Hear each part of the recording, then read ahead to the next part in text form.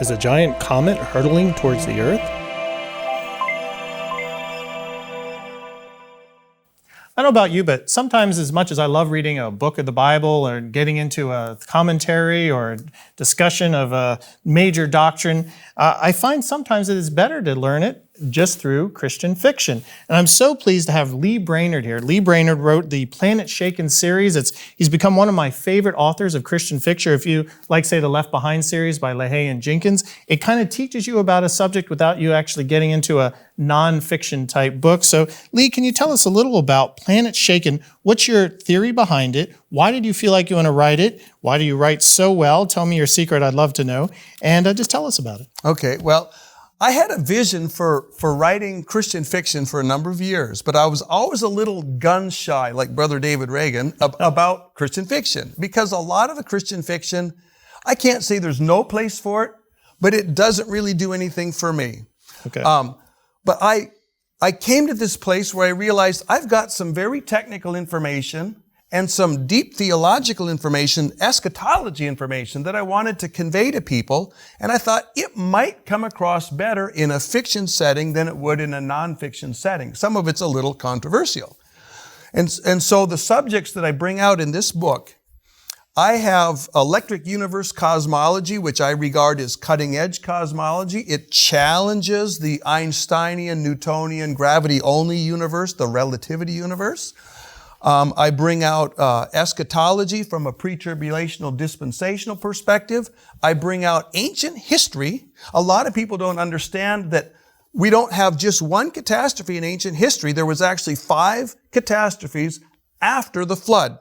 The one that ended the Gold Age, the one that ended the Silver Age. The Silver Age is associated with Sodom and Gomorrah and Abraham. The end of the Gold Age is associated with the Tower of Babel.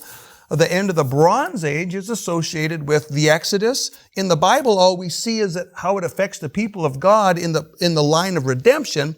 In secular history, we see how these events affected the rest of the world. There were also 2 later ones in the Iron Age, one around the time of David and one around the time of Uzziah. But that's not the central tenet of your book.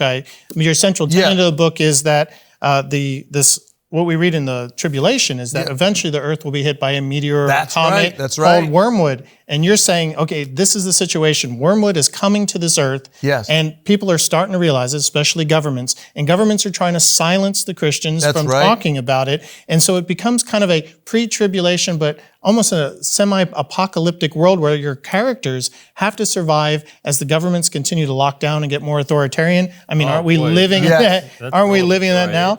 And it starts off with your main character jumping trains. How do you know so much about jumping trains, by the way? Well, actually, there was a time when I got out of the Army, and instead of hitchhiking, I rode freight trains. I hopped on the trains and rode them with the hobos. Okay, I'm amazed. You got these people surviving in the wilderness, and I think most of your books are a commentary on how much you like food, because you really relish. So I get really hungry after I'm done each chapter. You tell them out in the wilderness, making this and that and all the other thing. But you have a central message to these books. What are you trying to convey to people to get them to realize? Well, I guess if you're going to go for that angle, we're going to see some tribulation prior to the time of tribulation. We're no guarantee as the church that we are not going to see tribulation. The fact is, the relative freedom from tribulation that we have here in America is an anomaly in the history of the church. And so we need to be prepared. We're already starting to see problems, but this could get much worse before we go up. We need to be spiritually prepared, Absolutely. mentally prepared. There are a lot of preppers out there. Yeah, there's some relevance to being physically prepared, fit and have certain provision, but mentally and spiritually prepared. And as far as the power of fiction, I can just point one of my favorite writers who does both nonfiction and fiction is C.S. Lewis. So he has a space trilogy. Many people are familiar with Lord of the Rings, which is a work of fiction based on Christian principles.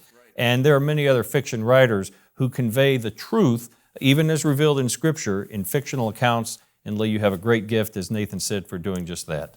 And Lee, where can people get the Planet Shaken series? On Amazon. Just Amazon. Okay, Yep. Well, folks, we recommend go to Amazon.com, look up Lee Brainard. It's the Planet Shaken series. He's coming out with a 4th one soon. I've read all 3 of them. excellent writing. If you really want to learn more about the Bible, Tim and I are always going to say, go to the Bible, read the Bible first, go to commentaries and other books second, read our books. But if you're more into the fiction setting, then this is a good series to help you understand what's going on in these last days. Check it out.